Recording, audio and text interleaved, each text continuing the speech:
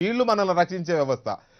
చాలా ఒకటేమో పాలించే వ్యవస్థ, ఇంకోటేమో మనల్ని రక్షించే వ్యవస్థ. ఇక చట్టసభల్లో అవినీతి పాయింట్లు లెక్కేస్తే 3 పాయింట్ అంటే ఆల్రెడీ గెలిచిన ప్రతినిధులనమాట.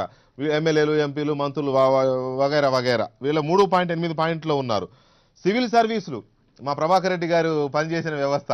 ఈ వ్యవస్థలో 3.7 వీళ్ళేం తక్కువదని వీళ్ళు పోలీసులకి కొద్దిగా టచ్ చేసే దీంట్లో ఉన్నారు. ఇవన్నీ లేటెస్ట్ రేటింగ్స్ అండి.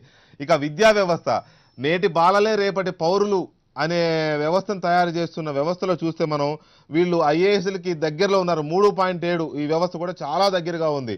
మన కార్పొరేట్ కాలేజీలు అనండి, కార్పొరేట్ స్కూల్స్ అనండి, అక్కడ అడ్మిషన్లు రావాలంటే ఏం చేయాలి, ఇదంతా కూడా అక్రమంగా ర్యాంకులు కొనుక్కోవడం, మాస్ కాపీయింగ్, ఇదంతా వ్యవస్థ అదే.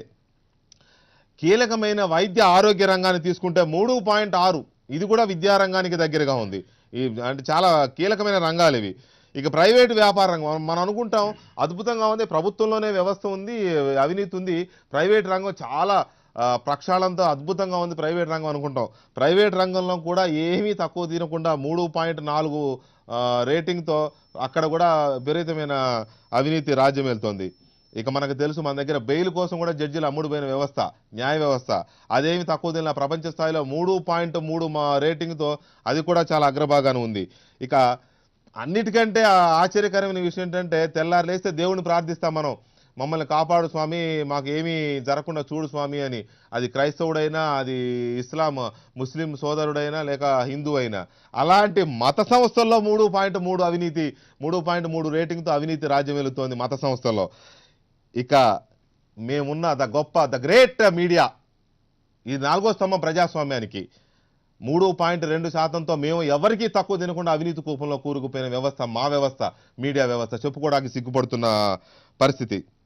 ఇవన్నీ కాకుండా మేము సమాజ సేవకే పుట్టుకొచ్చాం, స్వచ్ఛందంగా సేవ చేస్తాం, మేము అన్నీ వదిలేసుకుని వచ్చాం, భార్య లేదు, పిల్లలు లేరు, అమ్మ లేదు, నాన్న లేదు, మేము అందరినీ వదిలేసుకొని వచ్చాం, ఈ సమాజ సేవకు వచ్చామని చెబుతూ వచ్చిన స్వచ్ఛంద సంస్థలు 2.9%తో వీళ్ళేమీ తక్కువ తినలా.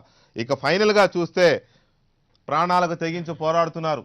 పాపం నిజమే, సైనికులు ప్రాణాలకు తెగించి చలనక రేయనక పగలనక పోరాడుతున్న సైనికులు ఉన్న సైన్యంలో రక్షణ వ్యవస్థలో చూస్తే 2.5%తో అక్కడ కూడా అవినీతి రాజ్యం వెళ్తుంది. కాకపోతే రాజకీయంలో సగం రక్షణ వ్యవస్థ, దీన్ని నడిపిస్తుంది కూడా రాజకీయ నాయకులే కాబట్టి దానికి